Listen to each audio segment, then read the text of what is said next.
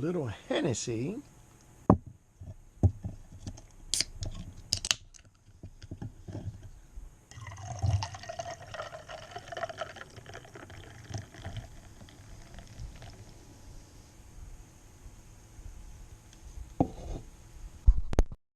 That's some good color. Good color.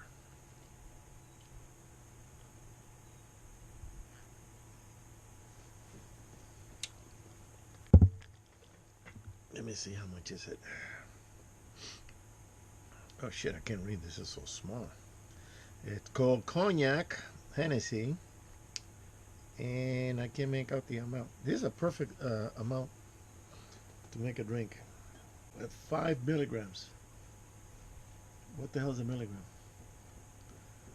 I was taught foot, inches, yard, ounces, not milliliters or millimeters or. I don't know why they're changing now. They want to be like Europeans. What for? What's the big deal about that?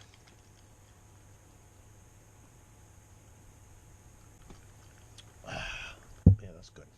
I was looking at some videos of a guy that says, "Oh, my 5 preferred rifles," and the first one was Bergara. Well, Bergara, jeez, that's a $3,000 gun. I mean, what are you going to shoot? 1,000 yards? He was looking at the Tikka. Tikka's a good gun. If I'm going to choose between the Bergara and the Tikka is good in two fields. One is the price. Two is the accuracy. Don't like the black stock. I just I would paint it in a brown camouflage type of thing, like I did my Cantina a few years ago. Um, and I like the stainless. That's a very nice, so nice rifle. In fact, the last deer that I shot, that rifle belonged to a friend of mine. I borrowed it right there on the spot, and it was a stainless 308, and that thing was accurate. I shot the deer exactly where I was aiming. I mean, exactly where I was aiming. So I will get a Tikka. Um, but I'm pretty happy with my Ruger. My Ruger is accurate. I mean, I haven't shot. I haven't shot too far. I gotta go to the range and see if I can shoot 400 or 500 yards. But it's lightweight. It's got a good barrel. It's got a good bolt. The stock is green, which I prefer. Um, and it's not heavy. So 18-inch barrel. With an 18-inch barrel, I was shooting a quarter of an inch of 100 yards. I threw away the. I used to keep the targets, but I don't have it anymore. But it was right on the money.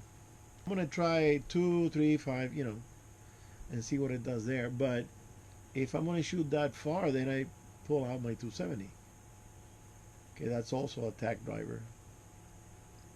And if I'm gonna shoot further than that, then I pull out my 7 mag. That's also on the money. And those are my trifecta. That's my 3 rifles. I don't need to have. I got a friend. He invited me to go to Indiana, and we shot the hell out of this place. They had so many deer; it was incredible. Everybody caught a deer. It must have been 20 guys, and they had deer, doe tags and everything. Everybody caught a deer. And he was talking about guns and stuff. He loves, Well, how many guns do you have? He goes, I got four safes. And I said, you got 4 safes full of guns? Shit, what do you have? Because some people, it's okay. Let's say women. Women don't understand why men that like guns like guns. Okay, and that's because women are not mechanical. Women are not. Uh, they're not oriented to building things. They don't make anything. Babies, they do that, but they don't. You hold a gun, and without being a machinist, you admire the finish. You admire the smoothness, the joinery, the woodwork. You admire the blue. You even without pulling the trigger, you just admire the gun. And they don't understand that because they're not mechanical. They're not. Their beings are geared towards the feminine stuff. You know, they admire the high heel shoes. They admire the dresses, the knit work.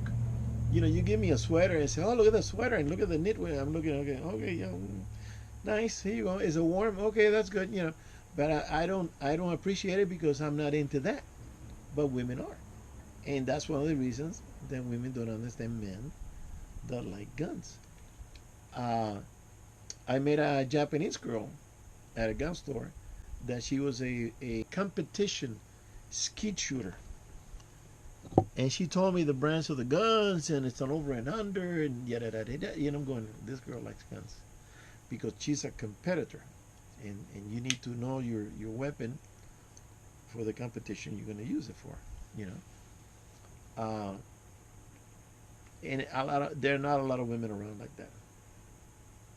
They can go plinking with you and stuff, but it's not the same. It's not the same thing. But this guy had 4 safes, and then I got another friend that has 3 safes, and I said, he says, "Oh, I got a bunch of antiques, and I got Japanese, and I got from Second World War, and you know." And I said, "Can you buy the ammo?" He goes, "No." I said, "Well, what do you have a gun you can't shoot because the ammo is almost impossible to get?" So, but for me, I'm a rifle shooter. I'm not a competitor or anything like that, but I'm not going to fill up 4 safes full of rifles. You know, if I will get another rifle, it will be either the Tika or the Christensen. That's a really good looking gun. It had a bronze, what was it, a finish? It had kind of a brownish barrel.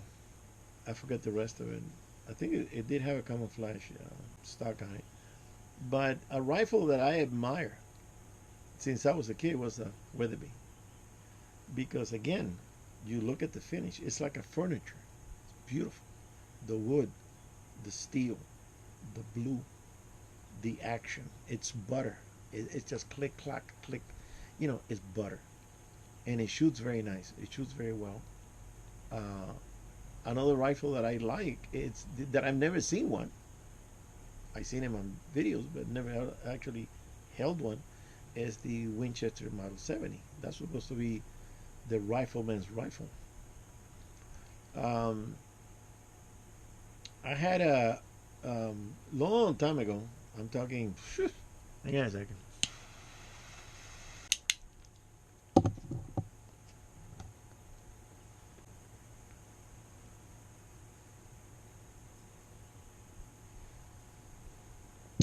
A long time ago, I uh, I was working at my father's company, and one guy that he used to do some jobs for us. I think it was a either tile layer or plaster or something like that. He says, Ray, I have a rifle that I want to sell. And I said, you got a rifle? I said, you hunt? He goes, no. I did a job for this old man, and he offered me the rifle for the work I did in his house. I don't know what he did, and it turned out to be a Remington 700 stainless, but it was blued, but it said stainless on the barrel. And he says, would you like to buy it? He showed it to me, and you can tell it's an old gun, but it had a beautiful stock, good grip on it, and it was a 7 mag. And I said, you don't want it? He goes, no, I don't. You know, I don't hunt or anything. I just want you to know if you want to buy it. I think I gave him $100 for it. Yeah, I didn't even shoot or anything. I gave him $100, and he took it. And said, okay. And I took the gun and I cleaned it up and stuff, and I, put it away. It's kind of curious that it was stainless, but they blued it, put blue on it. So finally one day, I said, let me go shoot this gun, and I went to the range, and I'm shooting at the target, 200 yards, And the first three shots, I was hitting paper, meaning uh, paper plate at 200. But it was kind of, it wasn't a tight group. And I think I put a scope on it. It came without a scope. I know. And I kept shooting, and the more I shot, the worse it got. To the point that it wasn't hitting nowhere on the target, you know. And I'm going, what's going on with this gun? You know what? Let me touch it. It was hot. Okay, let me put it away here. Open the bulb, took it out, let it cool. Then 10 or so minutes later, I loaded up again and started shooting. And the same thing happened. I started hitting in the center, more or less in the center. It wasn't really that impressive. And I wasn't too happy with the gun. And I said, what's going on? I already looked in the barrel. The barrel was fine. It wasn't. It was used, but it wasn't pitted or, anything. But then I noticed, looking at the gun, I noticed that it had a pencil barrel. And back then, I didn't know about pencil barrels. So I said, this barrel looks very thin for what it is. It's a Magnum. It's got to shoot better than this. But I couldn't find any problem with the gun. The bolt was working okay. It wasn't too slick or anything. I cleaned it. I put a little dab of grease here and there, but I ran the rod through the barrel and the whole thing. So it was the pencil barrel that would get heat up, and this barrel was just doing this. It was just all over the place. So I was disappointed. I just put it away, put it on the side, and I was gonna let it cool again. And then next to me there was a guy shooting with a BAR, Browning automatic rifle, and he was hitting on the money. I mean, I scope and I was looking through it. At 200 yards, that guy was hitting a quarter. Bing, bam, boom, in the money. I'm going, damn. So I looked at it, then I looked at the shell, and I said, oh, that's a mag. That's a mag. And I said, hey, nice gun. You're shooting pretty good. Oh, thank you. And he said, would you like to try it? So, can I? You go, yeah, here. Give me the gun with his bullet. And I took aim at my target. The target had an X in the middle. And bam, I hit it right there. Right there. Boom. And I said, oh, thanks, give it back to him. And then I started thinking, that's what we call a chiripa. It's like lucky shot. He kept shooting, and I said, hey, do you mind if I shoot another one? He goes, no, here, give me the gun. And I said, let me use one of my bullets. So I had 150 grain, I think it was. Put it in there, closed it up, shot again. Here, under the X, boom. I was hitting half to 3/4 of an inch at 200. And then I said, okay, that's not a lucky shot. That is the gun. The gun is really good, And I said, thank you very much. Gave him back the gun. And I didn't have a sandbag. I didn't have nowhere to rest. I was on a wooden table with splinters coming out in my elbows in there. And I shot, offhand almost. And I was hitting at 200 yards. A quarter. I said, no. That's not because I'm a great shot. I know how to shoot, but the gun had a lot to do with it. So I packed up everything. I said thanks, and I left the shooting range, and I went straight down to a local. I used to live in this other town. There was a Turner's store, and I went in there and I said, "Do you have a BAR and 7 mag?" And the kid turns around. He goes, "Yeah, let me see. Oh yeah, here it is." Boom. He gives it to me. And I look and say, "It is exactly the same freaking gun. Exactly the same." And I said, "Man, this gun shoots good. It's a little heavy, but it shoots good. I mean, at 200 yards." And I said, "Okay, what's the price?" He told me the price. And the kid already knew me because I used to go there and just kind of look around. I said, "Can you give me a better price?" So he went and talked to the manager, and he reduced that. He reduced like I don't know, $50 or something.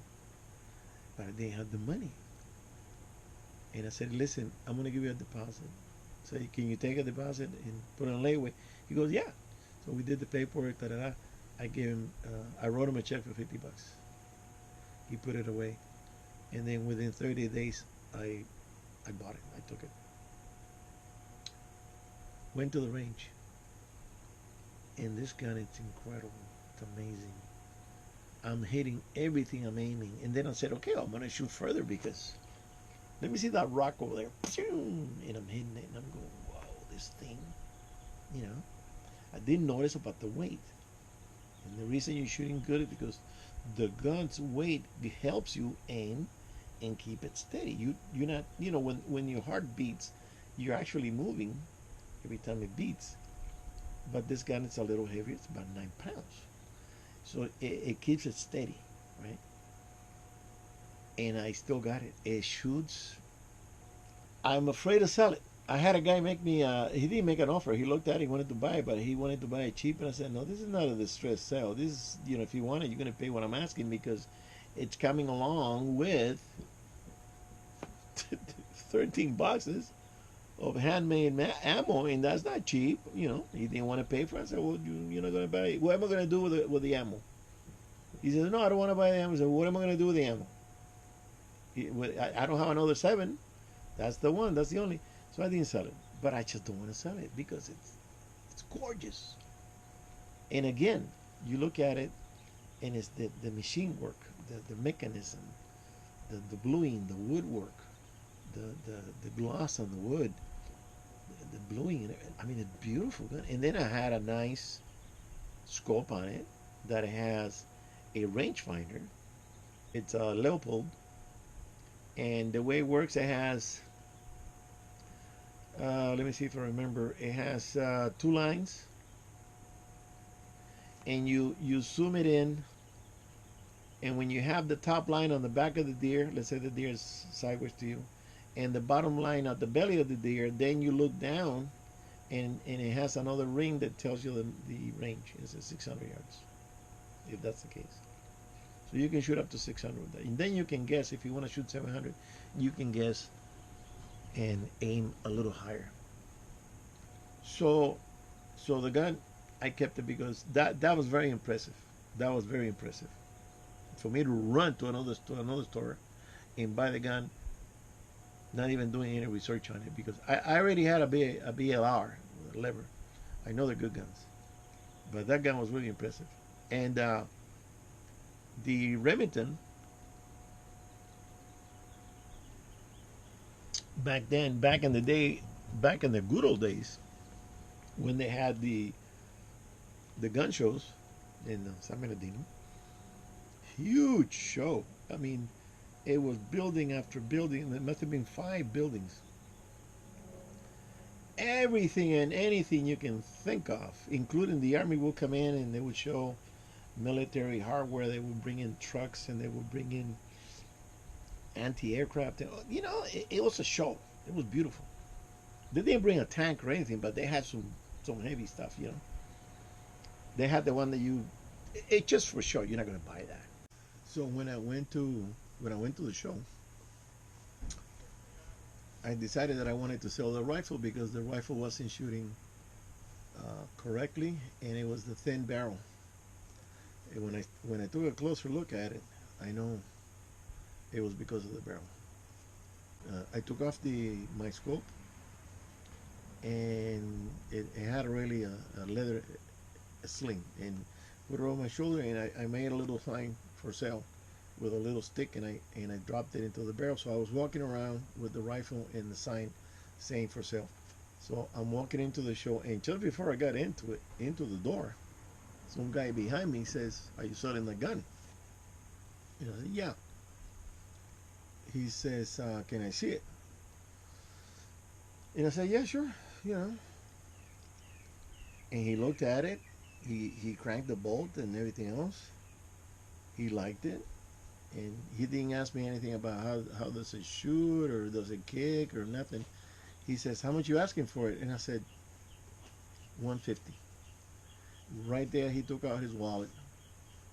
Shoot, shoot, shoot, shoot. Give me 150 bucks, and I sold it. 150 bucks. What do you expect?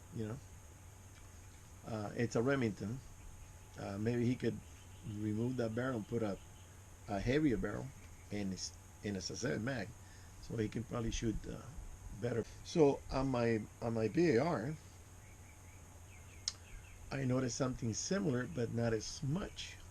It's got a heavier barrel. So I was hitting.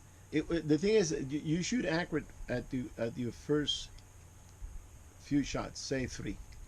After that, the barrel, it's a Magnum, you know, the barrel starts getting hot, and then you start having this wave. It's invisible to the eye. It's microscopic. So I did some research, and I bought this rubber donut, and I put it over it to the till it was almost touching the foregrip, and I take it to shoot, and that cured the problem. If you have a Magnum that does it, which you probably have because all Magnums do that. I got a friend that he had a 300 Weatherby. He was complaining about it, and I said, buy that donut, and you'll see the difference. So after I put that donut, it shot a lot better, a lot better. One thing I liked about the show is not only the guns. There's a lot of guns, but the thing is that the people that go to those shows, they like to play acting. So there was a guy dressed as a mountain man, and he had a Hawkins or a Kentucky rifle, long barrel. He was dressed with buckskin. He had the raccoon hat. Girls were walking around with short skirts and two chrome pistols, 38s, with a red shirt and a white skirt, I think it was, with the silver uh, guns, and they were chrome, and the holster had silver. It was a nice show. There was a guy walking as an Indian, and he had not the full crown of, but he had a couple of feathers, and he was dressed in buckskin. He had moccasins. So people like to play acting, and it was nice. You see different things. They had a rodeo also back in the day in another show. They had a rodeo that people run and rope a calf and competition. The barrel, you run around the barrel. You go over there. And mostly women would do that, and they were pretty fast with those horses. And you enjoy the show. It's just not about looking at tables full of guns. Now, there were a lot of tables that they had antiques, and I wasn't really into the flintlock or anything. Um, some of them had that tiger wood that it's the foregrip on the Kentucky. It's very long, and you have the little tiger stripes like that. It's beautiful, beautiful work. So that's what when I look at a gun, I look at the mechanism, how it feels, the design, how it handles. I picked one up that had a octagonal, I think it was, and it was heavy, and the barrel was heavy. But when I picked it up, it automatically just sat on the shoulder. All you have to find is the pivot point, and the gun just boom, it lands right in there, and you can just go kapoof. And that's why they were accurate with it, because the way that they build it, it was made to, it was made heavy so you can have a steady shot, and you can shoot 200 yards. I understand, and further with those guns, depending on how much powder. So you got to learn how to, how much powder you put, and the ball and then, everything.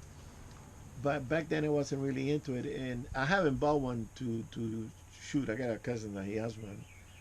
He bought a kit and he stained it and the whole thing. But it was interesting. It was interesting because they were real guns from the past. It could have been during the Revolution against the British, or it could have been during the Civil War at the beginning. Some people had some of those. It could have been during the Indian Wars. All kinds of things. So it was interesting. And then you go into the blades, and there's some people that have some beautiful handmade knives, and the carving in the blade and different sizes uh, and sharp. You can get a knife and just scrape your arm, and it just removes hair. It was so sharp. So I miss those shows because they're not allowed here anymore, California.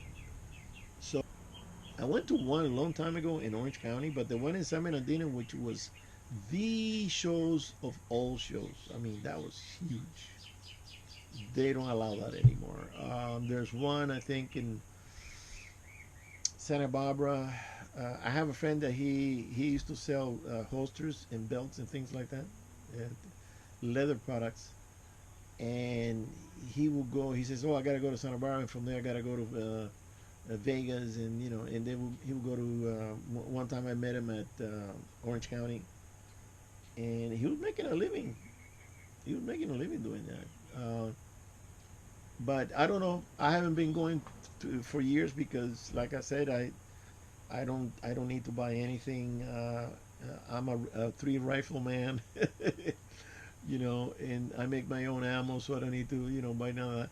But it was nice to go just for the day to see those shows and to see the people walking around, with things. A friend of mine called me and he says, "Hey, he's got a bunch of stuff he wants to get rid of. And do you know anybody?" And I said, "Yeah, I think I can get you a couple of guys." Well, I found three, and this guy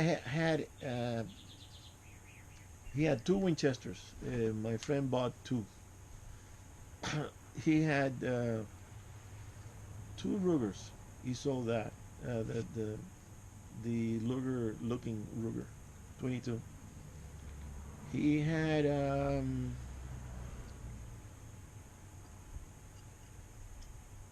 I think he had an SKS. I got a guy for that. I know someone that wants to buy a 30 at 6, but he doesn't hunt. So I said, "What do you want? What do you want a 30 at 6 for if you don't hunt?" "Oh no, in case something happened." I said, "You're gonna defend your house with a 30 at 6?" I said, "Won't you get an AR or get you know pump shotgun?" That's what I would get. Yeah, you don't need an AR to you know. AR it's a gun to defend yourself in case of a major riot that people are invading your neighborhood, and you're gonna be up on the roof like what happened in the Koreatown. That kind of situation. That doesn't happen every day. But somebody that breaks in is better with a shotgun.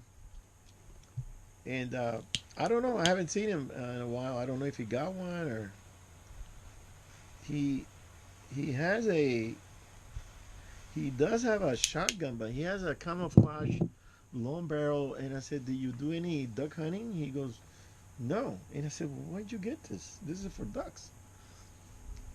Some people don't know what they're getting. He just wanted to get a shotgun. And I said, "Well, you can also cut the barrel off. Have it take it to a shop and tell them to cut it 18. What is it? 18 and a half or something, 20 inches." But he had this barrel was 28, I think it was, maybe. As far as selling something, I don't, I don't know anybody anymore. Um, the old group, which was pretty good size. I'm talking maybe 18 guys, that they were fanatical. Those guys would go into back then there were little gun stores everywhere, and they started buying this used 7 millimeter Norma rifle with a long ass barrel. I mean, this thing and they would shoot far with it. 7mm pretty good bullet. It wasn't a Magnum, but the casing was pretty big, and you can't find that ammo anymore. The Norma, you can't find that anymore that I know of. But you can't announce anything on the, let's say, Craigslist or anything like that, because California, you know. So you can't find that kind of ammo. My friend that has a Japanese, um, I think it's a semi-auto. I don't know the caliber. He can't find the ammo, and he knows the business. Uh, and I said, "Can you find the ammo?" He goes, "No, it's pretty hard." So all these guys, I have all these collections of rifle. Uh, I had a friend that he had an AK when they were cheap. I saw an AK for 280 back in the day. I'm talking early 80s. He bought one. He sold it long time, and he had 357 and stainless. And well, he passed away, so his son kept all the stuff. Guy that has 4 safes. Jesus Christ, I don't know. Maybe he's got a safe that's full of shotguns, because we went hunting one time and he gave me this a Weatherby 12 gauge, beautiful, beautiful shotgun, semi-automatic. And we went to Indiana, and he says that's what we use here. We don't use rifles because the barns and the farms and the roads. So you sit in a box and you aim down to the ground. There's no way nothing's gonna fly across and hit a car or a person or a house or anything. Everybody sits high, 12 feet, I think, 12 feet high or so. And then when the deer passes by, then you shoot at a deer. And basically, you're aiming into the ground. So we did that. I caught a couple of deer there. And those shotguns were beautiful. There's a there was a study done that there's less people hunting because the mentality has changed, especially in college. You don't hear any college student saying, "I'm going to go hunting with my uncle." None of that. The only people that I've noticed that got into the sport in good numbers are the Mexicans. Every time I go up to the mountain now, it's swarming with Mexicans, and they got good rifles. I saw a guy that he had a rifle. I don't know the caliber, but it was carbon fiber barrel. I'm going, whoa, that's an expensive rifle. You know, I don't know exactly, but I know they're not $700. You know, it's over 1,000 or more. So they're the ones taking up the sport, and they take their kids and their wives, the whole family. You know, and the generation that is the this is the blue collar generation, right? The generation that's white collar, no, no hunting. The numbers aren't. The sport is not dying, but it's not as much as it used to. Not it's I don't see it. I'm thinking of going to the range, um, to the Magnum. I want to shoot far, and maybe take the 308 also. And I don't expect to see a lot of people.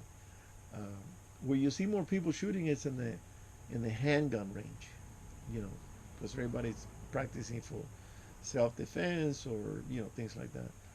But in California, the hunting it's gone down mainly because the animals, they're not as much as they used to, because they have the lion protected, and the lion is killing a deer every 2 weeks.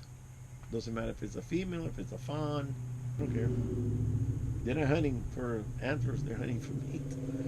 So there's less deer in the mountains,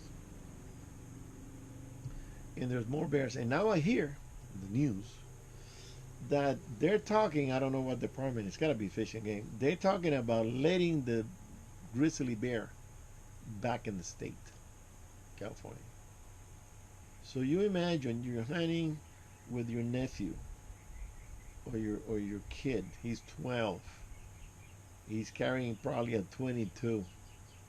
All right, you're hunting. You want to enjoy the weekend with your relatives, and this bear, this massive, minimum 450 to 500 pound bear shows up and attacks you and kills you or your kids, can you sue the state for letting a dangerous animal into the state just because you want it to be uh, like it used to be? There used to be a lot of bears over here. That's why they got the bear on the flag. But do you want to let that dangerous animal into a state where it's going to be a lot more dangerous to go hunting? And that's what I think they want to do. They want to make it dangerous so less people hunt, because the people are completely anti-hunting. So they want to make it menacing. They want to make it dangerous. So people say, you know what? I'm not going out there. I mean, look what happened in Idaho with the wolf. They brought in the timber wolf, which is not the American wolf. The timber wolf from Canada, it's larger, it's bigger, more ferocious, and they started killing dogs, cattle, and going into people's ranches and stuff, going after the sheep, and so I think they went to court and they finally admitted that, and they finally opened a season for the wolf, because the wolf breeds 8 to 9 pups, and then those pups are going to breed when they get bigger, and it keeps multiplying. In the meantime, the deer population gets less and less, or the elk, like it's happened up in Yellowstone. It used to be 25,000, now they're down to 4 because of a tree, they were saying, and they're letting all these animals. So it's going to be, if they let the bear, the grizzly bear here, and I imagine they're going to bring him, who knows, maybe Alaska, and they want to make it look like it was in the old days. Well, they're going to be in for a big surprise, because people are going to sue the ass of California if something like that happens. Then you get attacked and get killed. It's not easy to kill a grizzly like you can kill a black bear. With a black bear, you have a chance. With a grizzly, you better carry a cannon. You're gonna be seeing this sales of 454 Kazoo and 44 Magnums go through the roof, because nobody's gonna walk up in a mountain with no sidearm. There's bears now that you have to worry about, and then you're sleeping in a tent, and the bear's gonna come in and shred you. Just take you apart, like they happened to this guy with Bear 54 up in Yellowstone, I think it was, or Yosemite. The guy wasn't a hunter. The guy was a hiker. He was doing the trail and da da da in the mountains, and he went and camped. But he was asleep. He must have heard a little noise, because those things are big. But anyways, the bear grabbed him by the head, through the material of the tent, dragged him out, and just, he was asleep. He probably didn't hear nothing. And all of a sudden, you're getting your head being torn out of your body, and you get ripped to pieces. And he had nothing to protect himself, because he was a hiker, not a hunter. Think about that. Up where I go, there was a couple that went camping before the hunting season. I think it was July, June, something like that. And they camped in this open spot. It's a cul-de-sac. You go in, and there's a big rounded area you can turn your vehicle in case you want to leave the road. And they camped there in the middle of the little campfire and da da da. And then they said, let's do a little hiking. Let's see nature watching, right? When they came back, the whole camp was torn apart, because the bear got there when they were away, and he ripped the tent, he ripped the backpacks, he got into the food, he messed the whole place up. So imagine if they were there taking a nap after having lunch, and this bear shows up, a black bear shows up, and they don't have a gun. I wouldn't go out there without a gun. I wouldn't. So you gotta be careful with what's going on. If they let those grizzly bears in, a lot of people are gonna say, I'm not hunting, and that's what these people want. They want you to quit. Where I go fishing up in, I put up a video a few years ago. Go to Mammoth, and we camp in Mammoth, and we were walking to the lake to do a little fishing. Here comes this bear at 6 promptly. I think we're coming back from the lake. And this bear starts visiting all the camp spots, all the camp, on the very table, and people were having dinner. And this huge brown bear, they call him Arnold because he walks like this. He's full of muscles, but he's big. He's got to be 500 at least. He just sat there and started eating all and everything that was on the table. And the lady goes, "What's he doing?" And I said, "Whatever he wants." Because nobody's gonna go mess with him. So that night, another bear showed up. We were camping in our pop up. Behind us, there was a group of young guys in their 20s, and they forgot to store away the burgers in the cooler. They left the cooler outside. Well, the bear went in, opened the cooler. He ate all the burgers, and these people had no food to eat for 2 days, and they were pissed on the guy that was in charge of cleaning up and putting things away. He said, "You gotta put it in the bear box." "What do you mean, leaving the cooler right here? There's a big bear box, metal. It's got a way that you can put your hand in, and the bear can't do it. And then you open the door." And that's what I do. I put all the stuff in there. I don't want a bear ripping up a camper looking for a hot dog or, peanut butter or whatever. Anything that has a smell, you have to put in the bear box. But they show up, and they do it on a regular basis. I mean, it's the lady at the campground told us at around 6 o'clock, there's a bear that's going to start cruising all the campgrounds. And I said, "You said 6 o'clock?" He goes, "Yep, at 6 he'll be here." And that's in another trip. We're going with our dogs down to the lake, and here comes the bear. 6 o'clock on the money. So yeah, you gotta be careful. Those bears are they're not tame, but they're used to this routine, right? And they don't bother people. They don't really go after anybody. They just visit all the campgrounds, and whatever you have on the table or you left in the cooler outside, they're gonna have it. They're gonna have it, and they'll eat it. But if you're up in the wilderness or you're away from another, from everybody, a bear's gonna show up, and so that's why you need a cannon. You need a big gun because if it's a grizzly doing that, Jesus Christ. I mean, if a black bear can rip a door off the frame of a car to get to the cooler, imagine what a grizzly can do. Forget it.